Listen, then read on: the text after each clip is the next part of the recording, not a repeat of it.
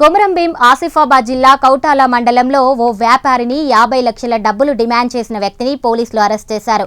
కౌటి గ్రామానికి చెందిన అజయ్ అనే వ్యక్తి ఈజీ మనీకి ఆశపడి యూట్యూబ్లో చూసి బీహార్కి చెందిన బాబా సాహెబ్ కుమార్ దగ్గర 2 తుపాకులు, 20 బుల్లెట్లు, 2 మ్యాగజైన్లు కొన్నాడు.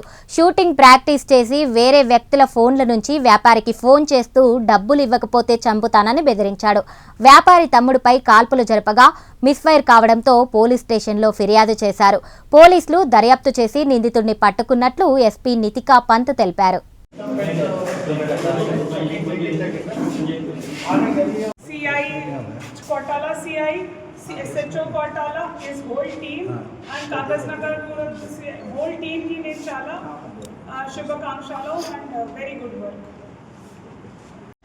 आप लोग इतना ग्रेजुएट होकर इजी मनी के लिए ऐसी चीज़ें करेंगे, ये आपके लिए लॉन्ग टर्म में बहुत नुकसान होगा, आपकी लाइफ खराब होगी।